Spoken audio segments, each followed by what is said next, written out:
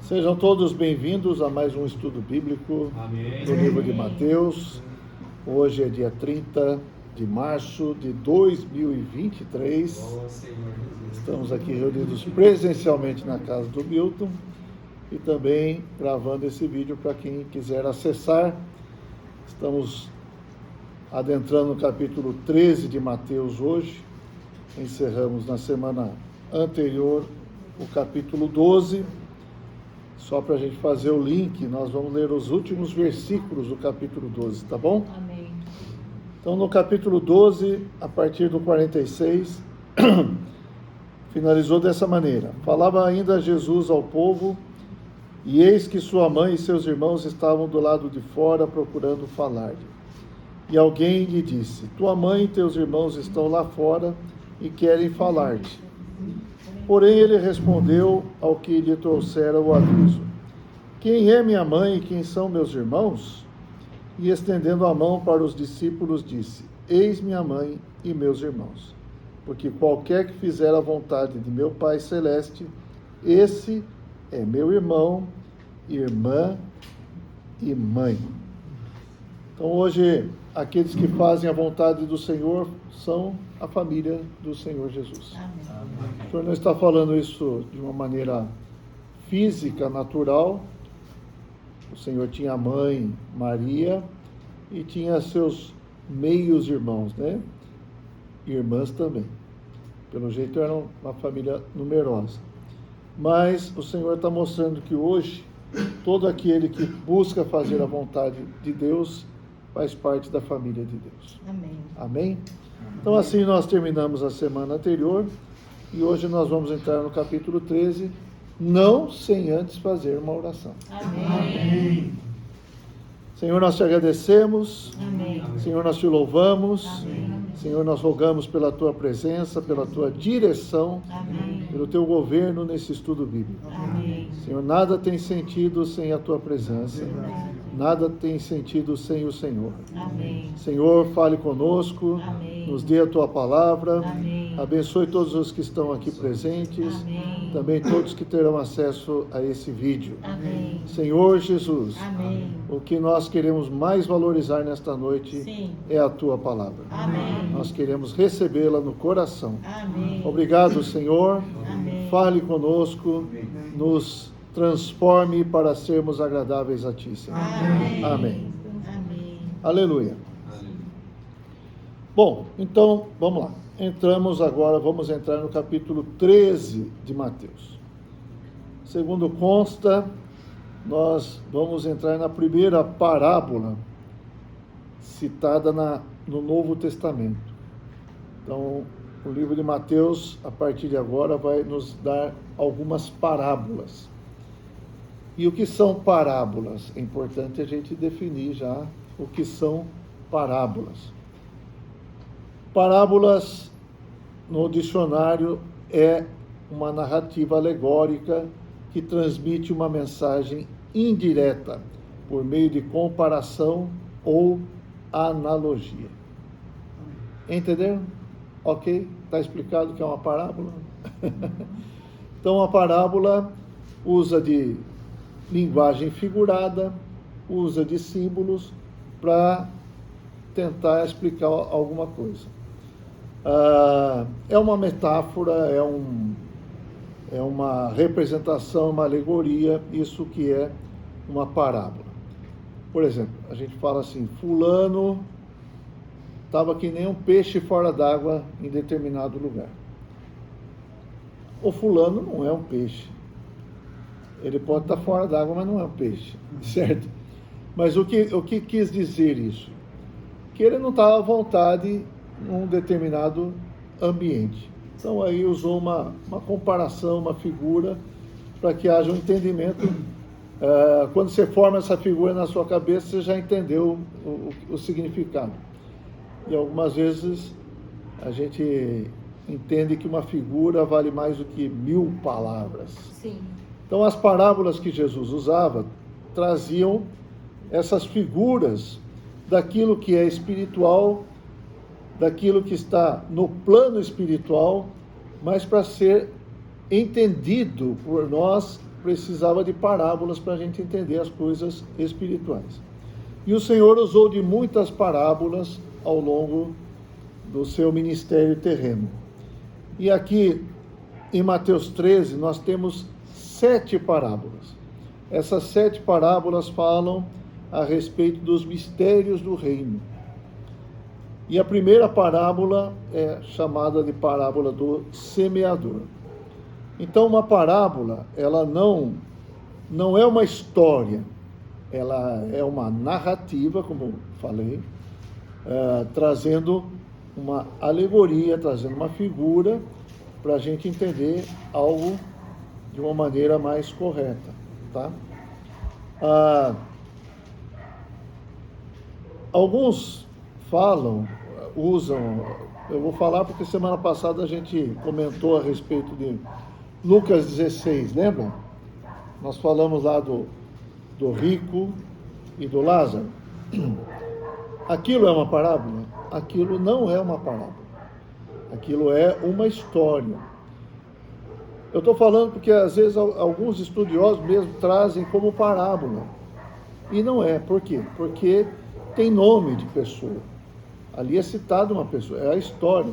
Então é um fato que aconteceu e o Senhor trouxe esse fato para mostrar a questão do Hades, a questão de onde estarão os salvos, de onde estarão os incrédulos depois que morrem, certo? E vão para o Hades. Nós falamos que no Antigo Testamento é o Sheol ou Seol, lembra? Então, parábolas não traz nome de pessoa, normalmente não traz nome de pessoa, tá? Por isso, essas parábolas, nós precisamos saber como aplicar, como alegorizar. Então, tem uma figura ali, como é que eu vou aplicar isso aqui? Tudo tem uma maneira correta de ser interpretado, tá certo? E nós vamos entrar nessa parábola aqui. E a primeira parábola traz uma explicação de quem? Do próprio Senhor Jesus. Então, quando o Senhor Jesus explica para nós, ele mostra uma maneira de interpretar as parábolas. Eu acho maravilhoso isso, porque é Deus quem fez a Bíblia, né? Então, no Novo Testamento, na primeira parábola, nós temos o próprio Senhor explicando a parábola. E aí dá um padrão para nós, dá um modelo para nós de como podemos interpretar as parábolas seguintes. Ok? Então, vamos lá. Senhor Jesus. Vocês querem entender as parábolas? Sim ou não? Sim, né? Então tá. Então, por que as parábolas? Vamos ler aqui, ó, Mateus 13, versículo 10 a 13. Vou ler esse trecho primeiro, antes de entrar na parábola propriamente dita. Então se aproximaram os discípulos e lhe perguntaram: por que lhes falas por parábolas? Ao que respondeu: porque a vós outros é dado conhecer os mistérios do reino dos céus, mas àqueles não lhes é isso concedido. Pois ao que tem se lhe dará e terá em abundância, mas ao que não tem, até o que tem lhe será tirado. Por isso lhes falo por parábolas, porque vendo não veem, e ouvindo não ouvem, nem entendem.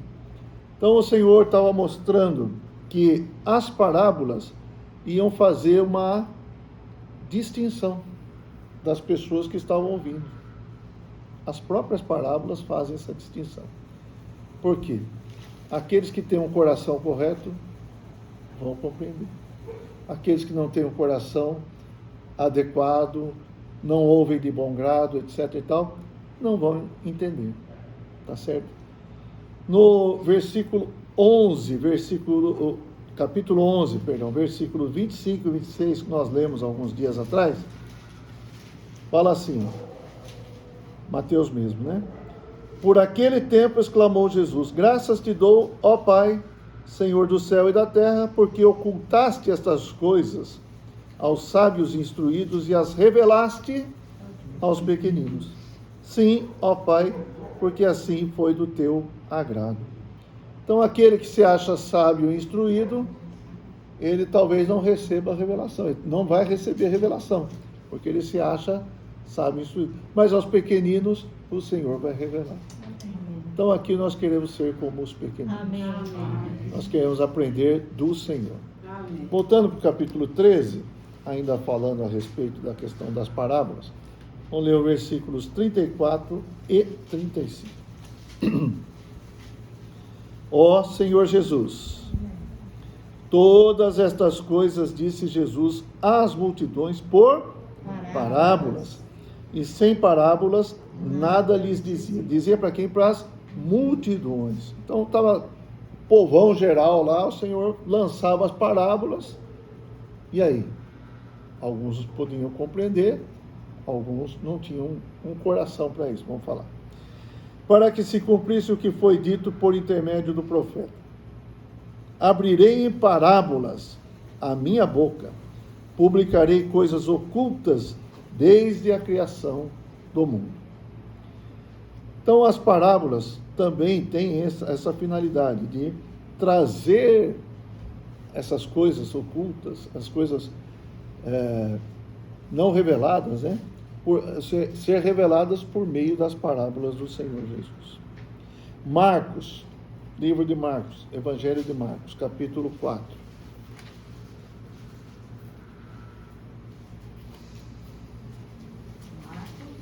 Quatro, 33 e 34.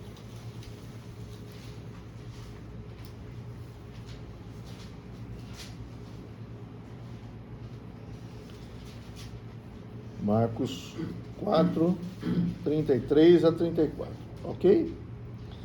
E com muitas parábolas semelhantes lhes expunha a palavra, conforme o permitia a capacidade dos ouvintes.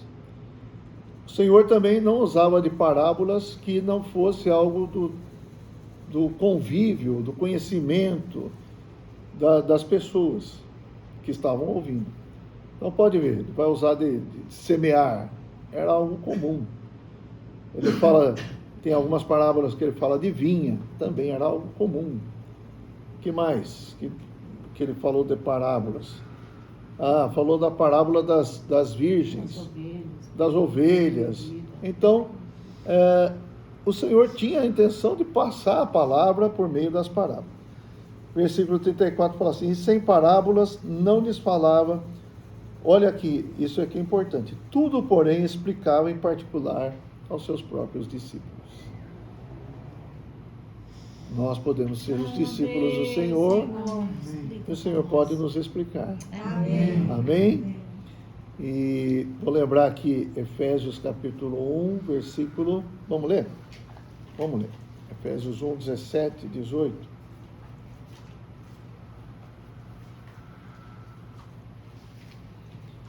Só 17 tá bom.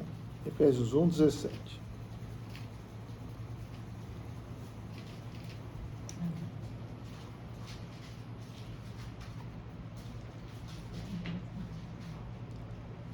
Vamos fazer o seguinte, vamos ler o 16 e o 17, tá? É Paulo orando pelos cristãos da cidade de Éfeso, que são então os Efésios. Esses dias perguntaram para mim, irmão, Piracicaba é o quê? O que falou? Gerson. Não, mas como que ele falou? Falou de uma maneira esquisita. Ele falou lá de quem mora em São José. Não. Ele falou Piracicabense, alguma coisa. Piracicabense, é. Então, quem mora em Piracicaba é piracicabano, né? Quem é de Piracicaba. E quem é de Éfeso é Efésio. Tá ok? Vamos lá. Não cesso de dar graças por vós, fazendo menção de vós nas minhas orações, para que o Deus de nosso Senhor Jesus Cristo, o Pai da glória, vos conceda espírito de sabedoria e de revelação no pleno conhecimento dele. Então, sempre é bom a gente pedir espírito de sabedoria e de revelação, para que o Senhor nos revele a sua palavra. Amém. Amém?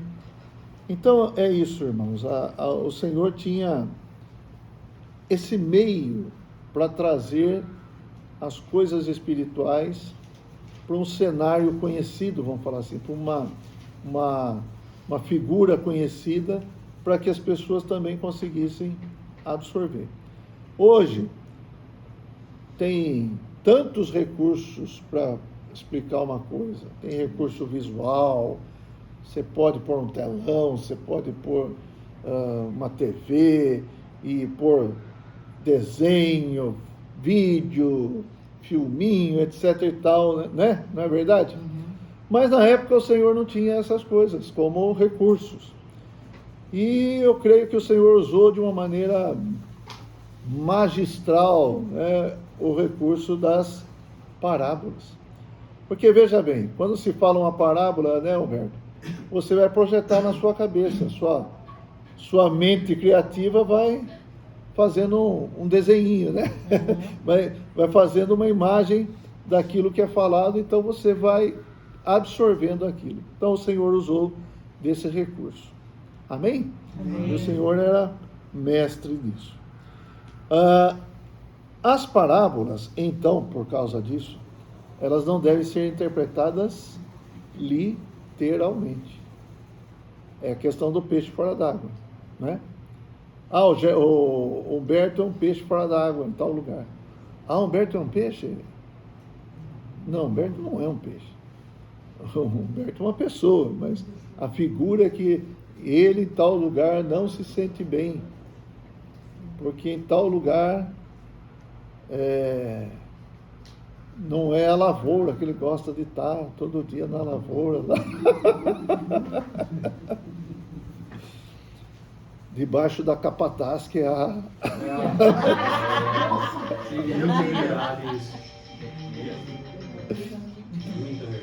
Brincadeira. Mas, tá certo?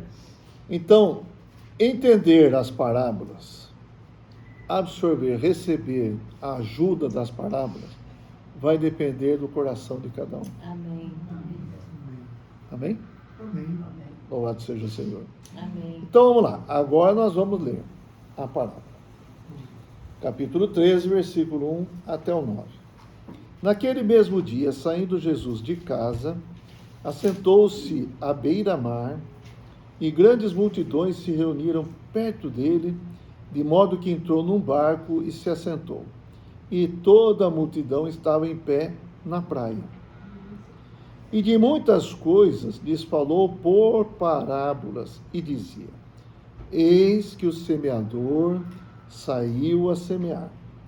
E ao semear, uma parte caiu à beira do caminho, e vindo as aves a comeram. Outra parte caiu em solo rochoso, onde a terra era pouca, e logo nasceu, visto não ser profunda a terra. Saindo, porém, o sol a queimou, e porque não tinha raiz, secou-se. Outra caiu entre os espinhos, e os espinhos cresceram e a sufocaram. Outra, enfim, caiu em boa terra e deu fruto, a 100, a 60, a 30 por um. E olha aqui essa frase: quem tem ouvidos para ouvir, ouça. Ok? O Senhor, então, pegou esse barquinho, se afastou um pouco do litoral ali, e as multidões ali, e o Senhor falando do barquinho para as pessoas. Um barco, né? Não sei se era barquinho, era um barco. E as multidões ouvindo. Semeador saiu a semear, tal. Parece que todo mundo ficou no ar, sem compreender. E aí, no versículo 10, então tem algo que acontece. Então se aproximaram os discípulos e lhe perguntaram: por que lhes falas por parábolas? É uma pergunta que eles fizeram por causa das pessoas ou por causa deles? Deles também. Bem falar. É por causa deles também. Então, não são só as pessoas que eles estavam preocupados que não entenderam. Eles também não haviam entendido nesse momento.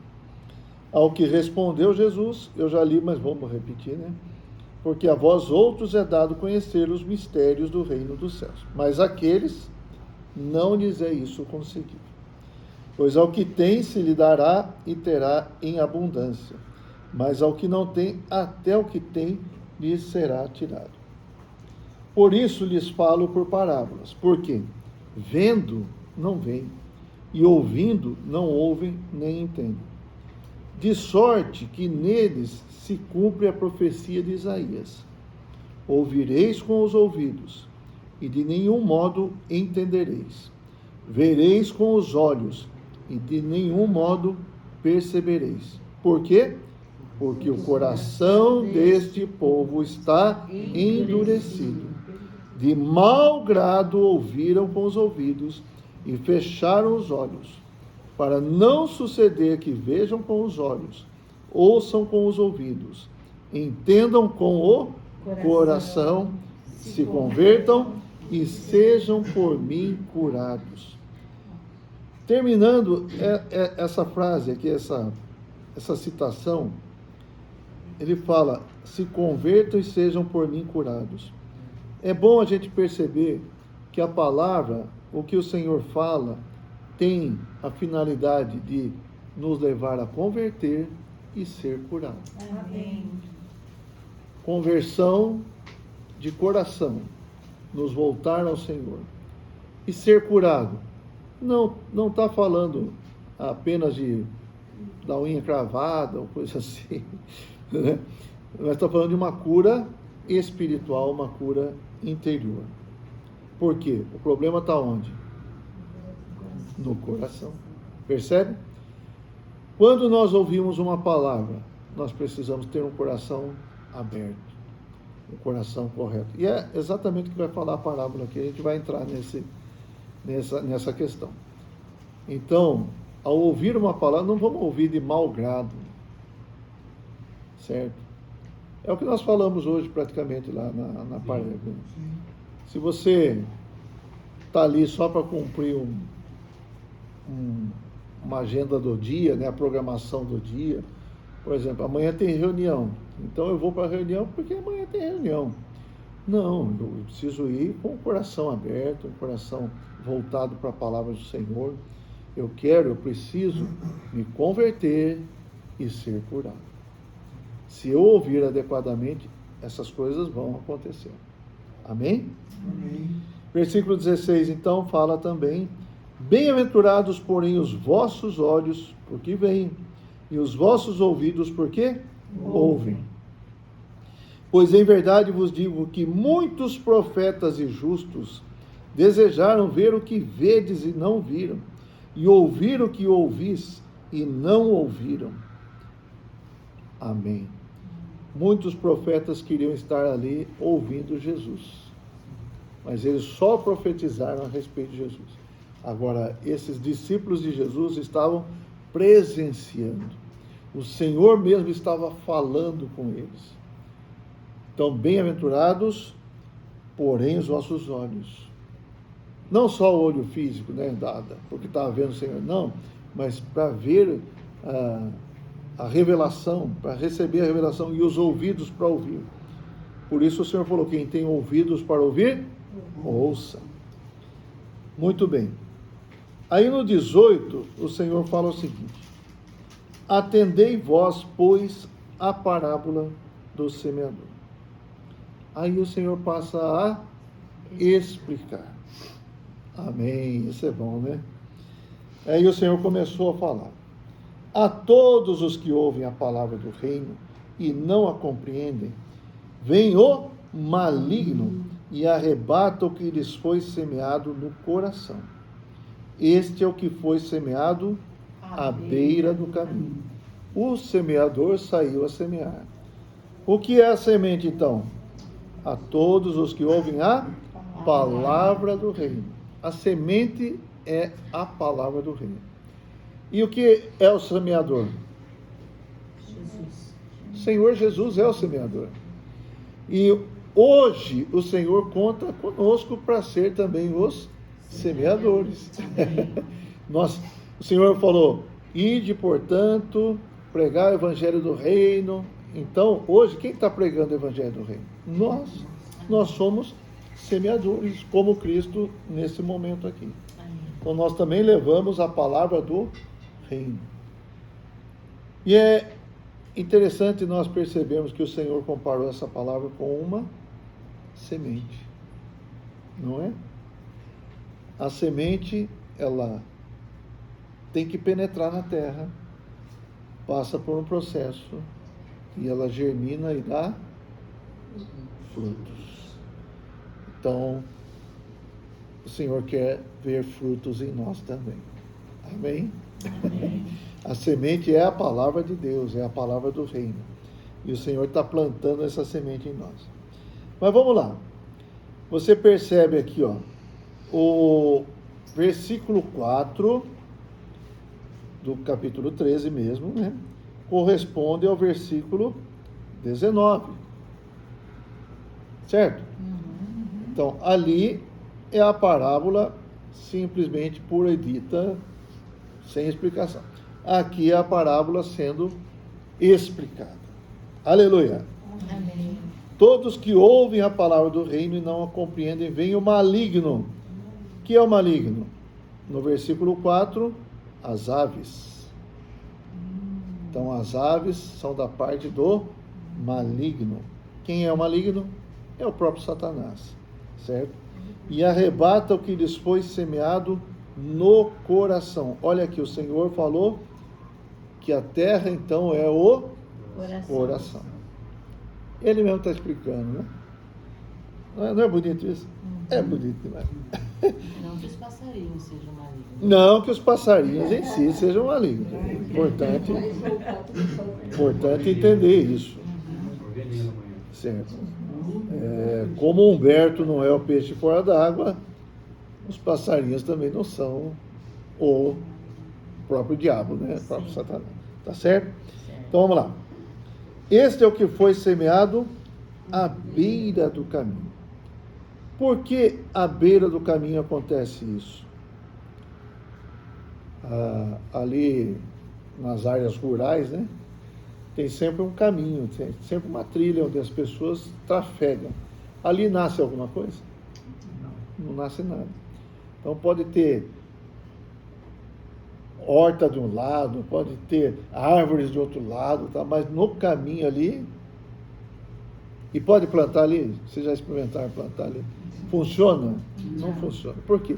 É um caminho pisoteado. Então, o coração dessa pessoa aqui é comparado a um lugar que foi pisoteado. Tráfego do mundo tem muitas coisas pisoteando esse coração, muitas coisas endurecendo esse coração. Então, quando vem a palavra não penetra, não entra, porque está duro. Não tem como penetrar, ela fica na superfície, bem na superfície. E aí vem o maligno e rouba a palavra. Você pode ter ouvido uma coisa de orelhada assim, mas logo já foi tirado do seu coração. Por quê? O seu coração está muito cheio de coisa do mundo. Tem muito tráfego, muito trânsito do mundo. Tá certo? Está à beira do caminho. Ó Senhor Jesus, muitas coisas mundanas endurecem o nosso coração. É como o Senhor falou aqui, ó, o coração deste povo está endurecido. Bom, nosso coração deve produzir frutos, mas nem sempre isso acontece, né? Quais são os frutos que o Senhor espera? Eu vou falar dos frutos agora. Quais são os frutos que o Senhor, quando semeia essa semente, espera colher do nosso coração? Alguém tem uma sugestão aí? Enquanto isso, eu vou tomar uma água. Acho que o amor é também. Amor, amém. A paz.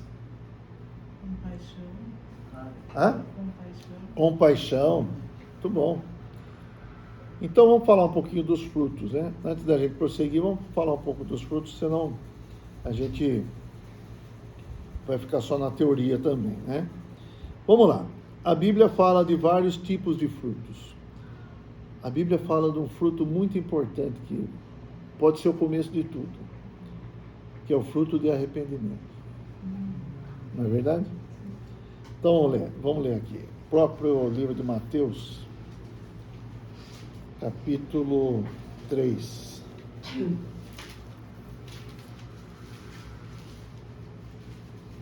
Versículo 8.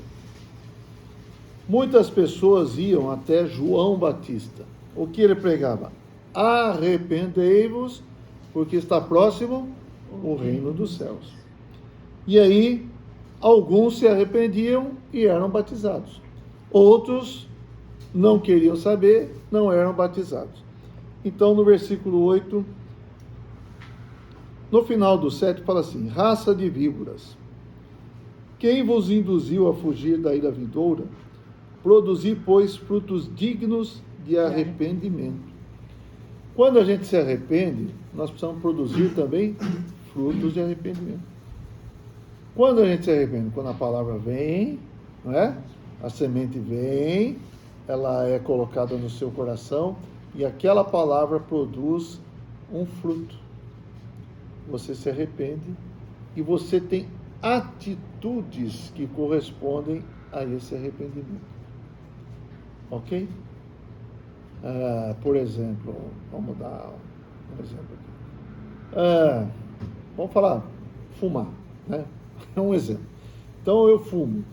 Aí eu fui tocado pela palavra, porque meu corpo não pode ser maltratado, é o templo do Espírito Santo, tal. Então eu me arrependo. Qual que é o fruto do arrependimento? Parar de fumar. Não é verdade? Parar de fumar é o fruto do meu arrependimento. Então, eu posso até ter o desejo, mas se eu pensar em fumar, eu vou lembrar do Senhor, tá? Aí eu invoco o nome do Senhor e deixo de fumar. Tá certo? É um fruto. Qual outro tipo de fruto? Nós vimos esses dias aqui, no livro de Efésios, capítulo 5,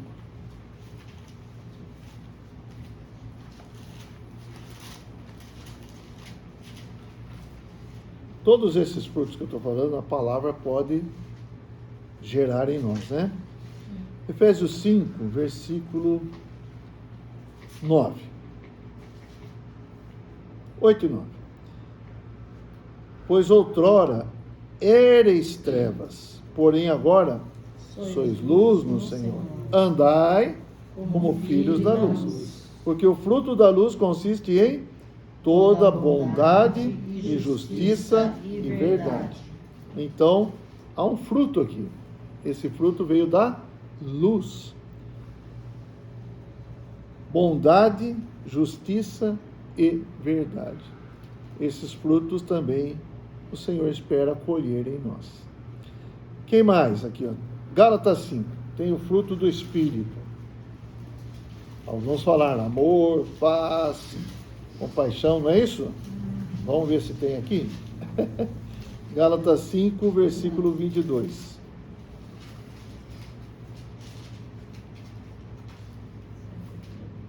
Ó Senhor Jesus. Amém. Mas o fruto do Espírito é amor, alegria, paz, longanimidade, benignidade, bondade, fidelidade, mansidão, domínio próprio. Contra estas coisas não há lei.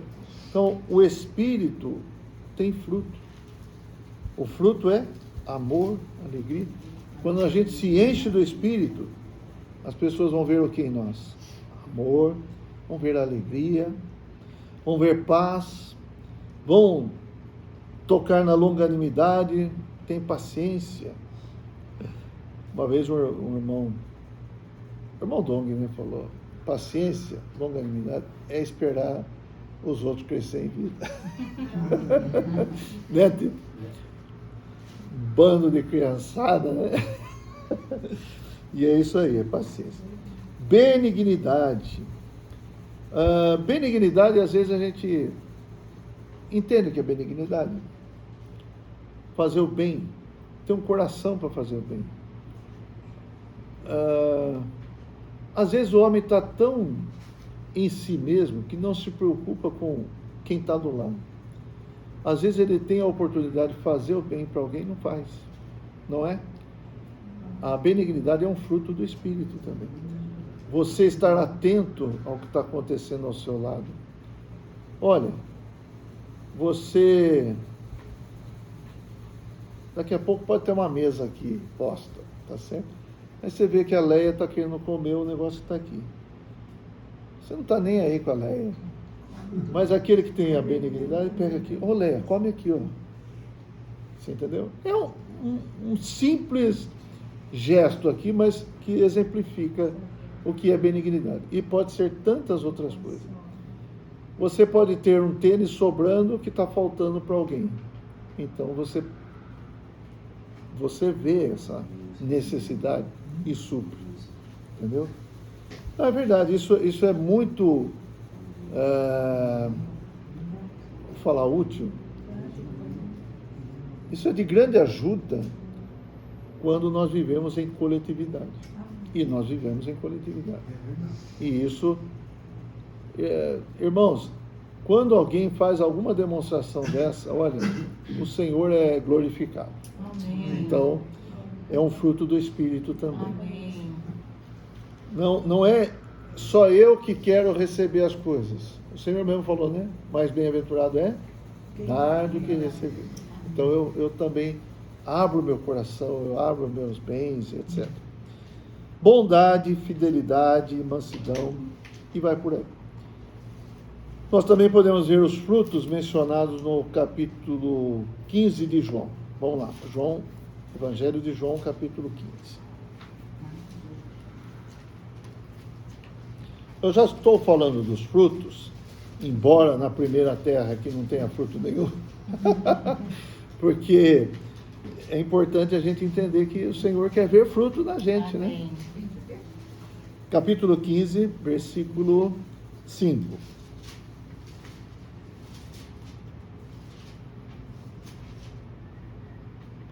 Eu sou a videira, vós os ramos, quem permanece em mim e eu nele, esse dá muito fruto, porque sem mim nada podeis fazer. Ah, mas a semente não é a palavra. A palavra, quando entra em nós, é o próprio Cristo. É ou não é? Sim. No princípio era a palavra, e a palavra estava com Deus, e a palavra era Deus. Amém. Então, quem permanece em mim e eu nele, esse dá muito fruto, porque sem mim nada podeis fazer. Versículo 7. Se permanecerdes em mim, e as minhas palavras permanecerem em vós, pedireis o que quiserdes e vos será feito. Nisto é glorificado meu Pai, em que deis muito fruto, e assim vos tornareis meus discípulos. Versículo 16. Não fostes vós que me escolhestes a mim, pelo contrário, eu vos escolhi a vós outros e vos designei para que vades e deis fruto, e o vosso fruto permaneça, a fim de que tudo quanto pedirdes ao Pai em meu nome, Ele vô-lo conceda. Então, sem mim, nada podeis fazer. Então, graças ao Senhor, nós podemos também ligar esses frutos a fazer a vontade de Deus. Amém? Aleluia. Vamos voltar para Mateus, então. Vamos lá, as explicações do Senhor Jesus. Satisfizemos aqui primeiro tipo de solo? Sim. Qual que é mesmo? Solo à beira do caminho. É pisado, é compacto. É o quê? Solado, pilado, né? É solado, pilado, pisoteado e vai por aí, e a semente não entra. certo? E aí vem a ave, Leva embora. leva embora. Segunda explicação, versículo 20, que corresponde ao versículo 5. Vamos fazer o seguinte, vou ler o 5 e o 20. Outra parte caiu em solo rochoso, onde a terra era pouca, e logo nasceu, não sendo, visto não ser profunda a terra. Aí o 20. O que foi semeado em solo rochoso, este é o que ouve a palavra e a recebe logo com alegria. Mas não tem raiz em si mesmo, sendo antes de pouca duração, em lhe chegando a angústia ou a perseguição por causa da palavra, logo se escandaliza. Então, ali no 5 fala que o solo era rochoso. A semente caiu,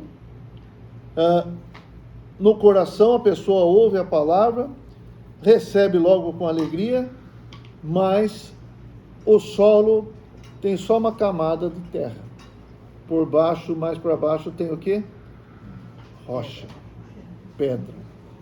Então, está oculto pecados, egoísmo, desejos, certo? Questões de... Enfim, você se ama, né? Você se ama, você não quer abrir mão de certas coisas que estão lá no seu escondidinho. É um escondidinho, mas não é de carne seca, é de carne velha. É um escondidinho de pecados, é um escondidinho de desejos ocultos, de autopiedade, e coisas assim, tá? Então, irmãos, isso aqui, quando a semente entra, ela vai estender as raízes, consegue se firmar, se aprofundar? Não, é uma vida rasa, vamos falar assim. E aí ela brota, mas o que acontece? Não tem raiz em si mesmo, sendo antes de pouca duração. Aí vem a angústia ou a perseguição por causa da palavra, logo se escandaliza. Ó Senhor Jesus, não tem força, não tem profundidade. Acho que podemos associar aqui Jeremias 17.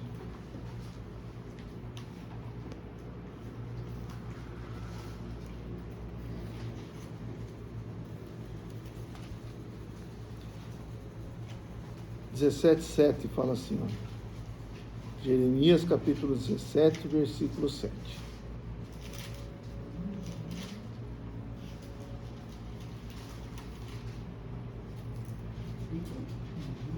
17, 7.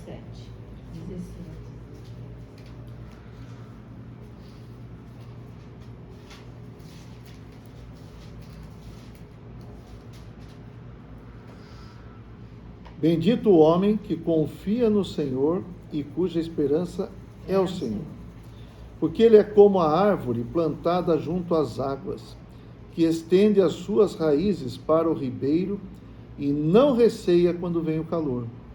Mas a sua folha fica verde, e no ano de sequidão não se perturba, nem deixa de dar fruto. Então veja, esse aqui é o oposto, né, do que é falado lá. Ele é como uma árvore plantada junto às águas e ela estende as raízes. As raízes se aprofundam e vão buscar as águas lá, certo? E no tempo de sequidão ela não se perturba, nem deixa de dar fruto. É o contrário. A pessoa que não tem raízes, que não se aprofunda no Senhor, quando vem a angústia, quando vem a provação, quando vem a tribulação, quando vem a perseguição, ela cai. Ela não resiste. É diferente desse aqui de Jeremias 17, né? Porque ele fica firme e não deixa de dar fruto. A folha está verde, porque a raiz penetrou. Então, irmãos, nós precisamos ter uma raiz profunda. Amém. Penetrar lá no profundo, buscar as águas e nos firmar na terra ali. Vem o vento, não cai, vem o sol forte, não seca, mas em qualquer situação, qualquer provação, o homem resiste àquela provação. Tá certo? Ah, Senhor Jesus. Amém. Deixa eu ver, eu marquei um versículo aqui. Deixa eu ver. Ah, sim. Lembra do caso que nós lemos aqui do Mateus 11? Quem estava na prisão, lembra que nós falamos ali? João Batista na prisão. E ali ele mandou alguns perguntar para o Senhor: és tu aquele que havia? Por que ele estava perguntando aquilo? Lembra disso?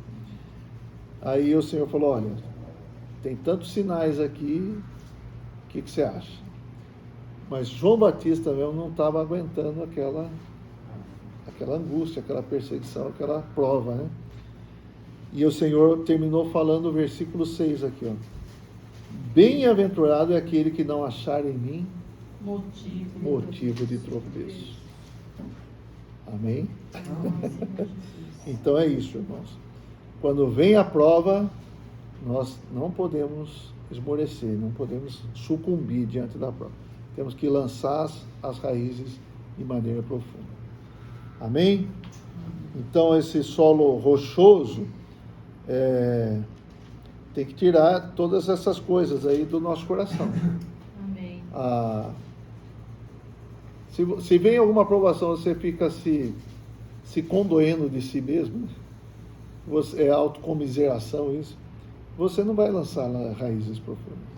Você acha que você não merece aquilo, então logo você escandaliza, você tropeça, como diz aquele outro, né? Chuta o balde. Certo?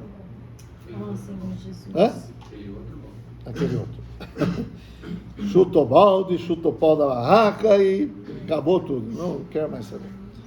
Então, por causa da palavra, ele logo se escandaliza. Versículo 22, que corresponde também ao versículo 6. Vamos lá. Saindo, porém, o sol a queimou. Não, esse eu já li. Faz parte do... Eu li essa parte também, não? Não? Ah, então, devia ter lido. Vou ler de novo, então. Outra parte caiu em solo rochoso, onde a terra era pouca, e logo nasceu, visto não ser profunda a terra. Saindo, porém, o sol a queimou, e porque não tinha raiz, secou-se. O que foi semeado em solo rochoso, versículo 20, esse é o que ouve a palavra e a recebe logo com alegria. Mas não tem raiz em si mesmo, sendo antes de pouca duração, em lhe chegando a angústia ou a perseguição, por causa da palavra, logo se escandaliza. Ok? Corrigido? Terceiro tipo de solo. Outra caiu entre os espinhos, e os espinhos cresceram e a sufocaram. Versículo 22.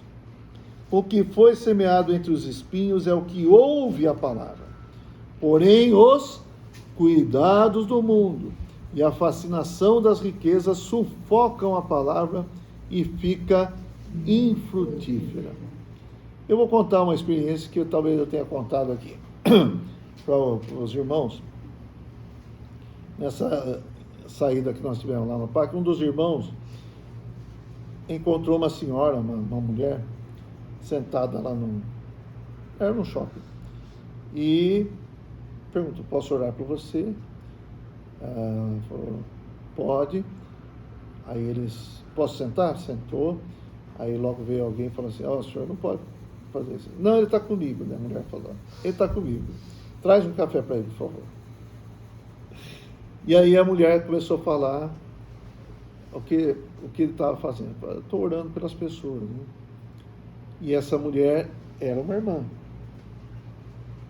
e ela e o esposo serviam ao Senhor. E o que aconteceu? Começaram a ganhar muito dinheiro, certo? Começaram a ter muitas propriedades. Alguém falou até, tinha 200 casas, tal, propriedade. E abandonaram o Senhor. Isso acontece ou não? Sim. Isso acontece. É muito comum você ver, por exemplo, num programa de calouros, de cantores, alguém vai lá e fala assim: ah, eu comecei a cantar na igreja. Já ouviram isso aí? Começou a cantar na igreja tal, e era para o Senhor. A própria mulher que morreu aí, como é que chamava? Marília Mendonça, era uma irmã que cantava nas reuniões. Aprendeu a louvar o Senhor, aprendeu a cantar para louvar o Senhor. Mas veio a fascinação do mundo, tá certo? E ela foi cantar para o Senhor? Não. Aí ficou famosa, ficou rica, etc. e morreu. Então muitas pessoas abandonam o Senhor porque a fascinação das riquezas, os cuidados do mundo. Veja bem, tem dois lados, os cuidados do mundo. Às vezes é falta, não é que você tem muito. Às vezes é falta e você fica preocupado com aquilo e você abandona o Senhor e vai correr atrás do prejuízo. Certo? E às vezes é a fascinação das riquezas. Você conseguiu ganhar muito, então você vai atrás daquilo, você tem que desfrutar tudo que você tem. Guardar. É? Ou se matar para guardar. É.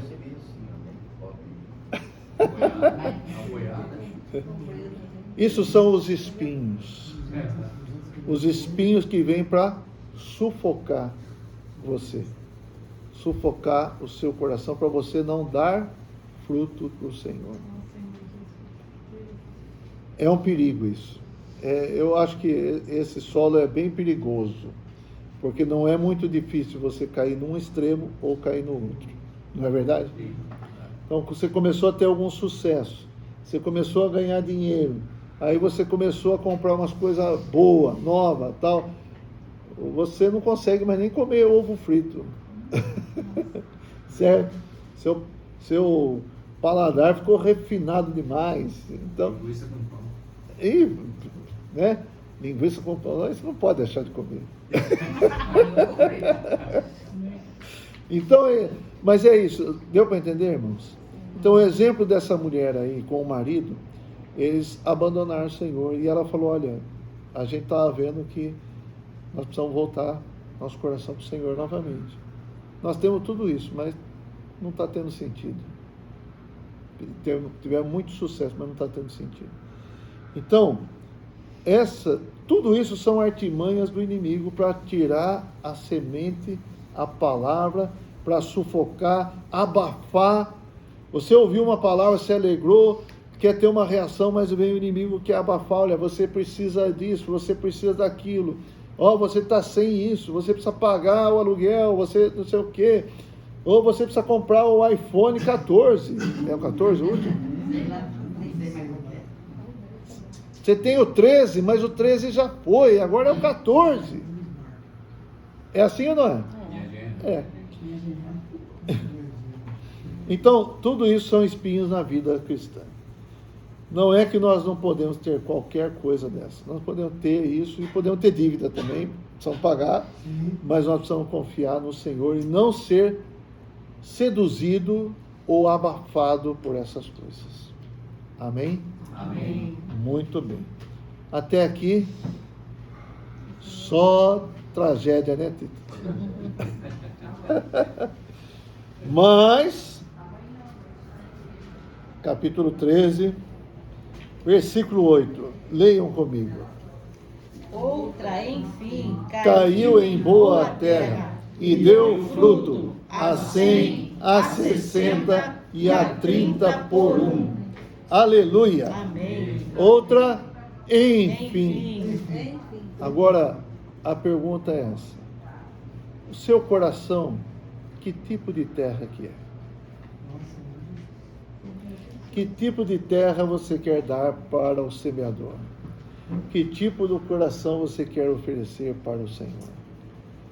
Então, se é uma terra à beira do caminho, nós precisamos sair dessa situação. Precisamos arar essa terra, precisamos jogar água. Se é uma terra que tem rocha, precisamos tirar as rochas da terra. Se é uma terra que tem espinhos, nós precisamos arrancar os espinhos. E aí nós vamos ser uma boa terra. Amém. Amém. É possível ou não? Sim. Vamos ler o que Davi pediu para o Senhor? Ai, sabedoria. Salmo 51. Oh, Senhor Jesus, Senhor Jesus. Ó Senhor Jesus. Salmo 51, 10. Ah, Jesus.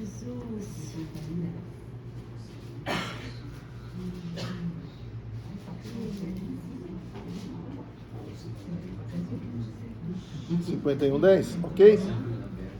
Cria em mim, ó Deus, um coração puro e renova dentro de mim um espírito inabalável. Então você pode pedir para o Senhor criar em você um coração puro, Amém. uma boa terra para dar bons frutos. Amém. Aleluia. Então, nós, muitas vezes, nosso coração é problemático, mas nós podemos pedir para o Senhor: Senhor, tira os espinhos do meu coração, tira as rochas, Senhor, venha afofar a terra, certo? Eu quero ter um coração que o Senhor possa plantar a sua palavra e frutificar, Amém. e o Senhor venha colher. Amém. Tiago, capítulo 1. Tiago, é você? Não é você, né, Tiago? É o outro Tiago. Tiago, capítulo 1. Versículo 21.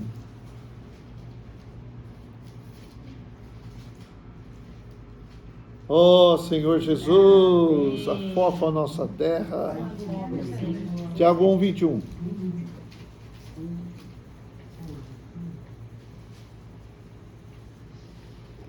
Nós vamos ficar só nessa parábola aqui hoje. Tá?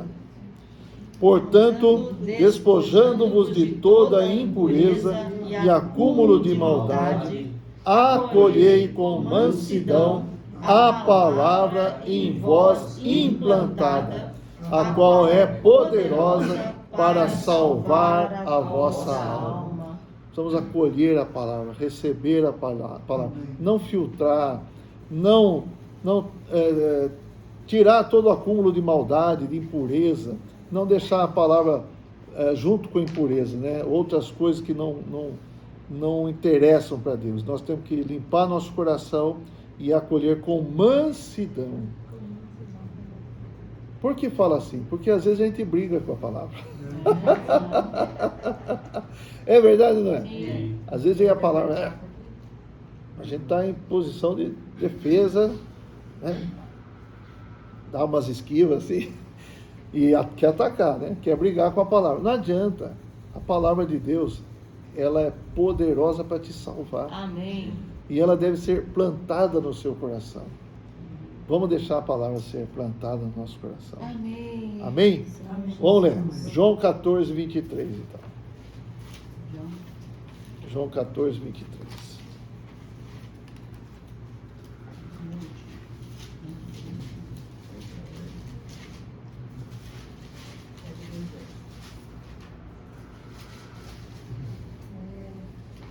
Amém, Senhor Jesus.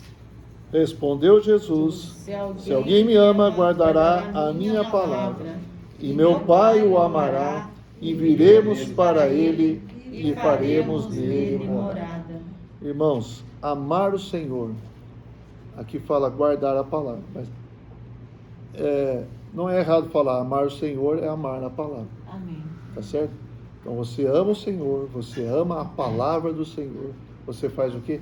Você guarda no seu coração, você aplica na sua vida, você vive a palavra, você pratica a palavra. Amém. Amém? Amém. Colossenses capítulo 1, versículos 5 e 6.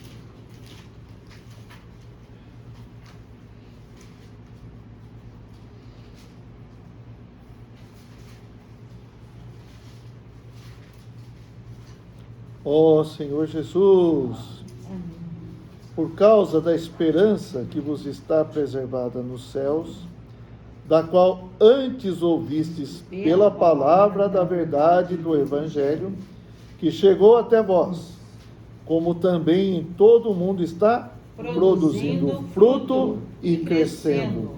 Tal acontece entre vós, desde o dia em que ouvistes e entendestes a graça de Deus na verdade. Amém?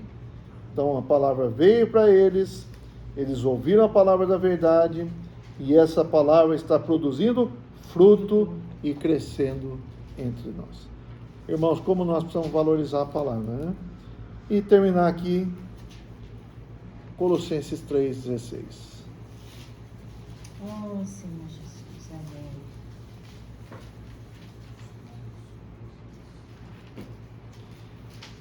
Habite ricamente em vós a palavra de Cristo. Só até aí, tá bom.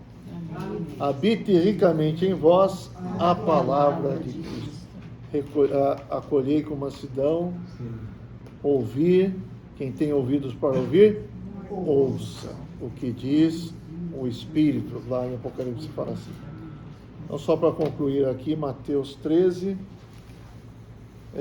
nós lemos o versículo 8, vamos ler agora o 23. Mas o que foi semeado em boa terra é o que ouve a palavra e a compreende. Este frutifica e produz a 100, a 60 e a 30 por um. Aleluia! Nós podemos produzir frutos do Espírito e também frutos pregando a palavra para as pessoas. Amém. Amém? Amém. E aí, de uma semente pode produzir 100, 60, 30, 1000. Amém. Que seja uma. Amém. Amém. Que seja Que uma. seja. Mas normalmente é mais até, né? Amém. Aleluia. Graças ao Senhor. Amém. Então, meus queridos irmãos, nós terminamos aqui o nosso início nas parábolas de Mateus 13. São 7 parábolas, como eu falei, todas referentes aos mistérios do reino dos céus. Amém. Aleluia. O Senhor abençoe todos que estão acompanhando o vídeo aí. Amém. Amém.